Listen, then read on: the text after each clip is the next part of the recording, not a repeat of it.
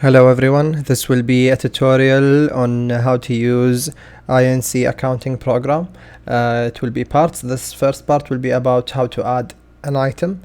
Okay, so if you'd like to add an item, you go to this icon over here, add products. Another option would be to go up over here to items and then add product. So if you have a barcode, you can scan it and or write it manually, and the blanks will be filled automatically. The other way would be to do it manually, like I'm going to do right now. So this is the code for this code is generated automatically from the program itself for each item you enter. But if you'd like, you can change it however you want. The item name, so let's make our item right now. Let's call it chips, for example. Okay, if you'd like, you can translate it to Arabic over here, and it will translate it to Arabic. The cost price over here, let's say 0.5. The selling price, we would like to set it to 1. And as you can see over here, it calculated it with the tax. So we set the tax to 15%, so it's 1.15. If you'd like to sell it as a whole, you can come over here and make this to 1. Then it will reduce the selling price, so you can sell it with the tax as a whole price. Okay, over here we have categories. If you'd like to add the item under a certain category, you can either if you have the category, you can add it to, or if you don't have it and you'd like to make a category, you can go to this plus sign button, click on it, and then let's do food, for example. Save. Now we created the category. We come back over here and we write food. There you have it, food. Okay, brand works the same way as category. If you'd like to add it, just click on the plus button. Same way as the default unit. We have default units, but if you don't have the unit in mind, you can just add it the same way. Just click on the plus sign button.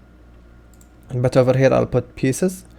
Sales tax, we said it already, it's 15%. Over here, if you'd like to deactivate the item, if it has a defect in it and you don't want to sell it, you just check this box and the item will be deactivated. It will not appear in the sales menu or the purchase menu. Okay, so over here we have the location, shelf number, storage, etc. Alternating part number is another number that will represent the item. It's similar to the code, so both these numbers will represent the chips item. Here we have the lock price, which is the lowest or the minimum price you can go, so let's say 0.7. The reorder level, let's set it to 20. This basically means if this item chips reached this number in the stock, then a notification message will show up letting you know that the item reached 20 pieces in the stock, so you can reorder. Memo if you have any notes. Expiry dates if the item expires. These are the expiry days, so you can set it to whichever days you have.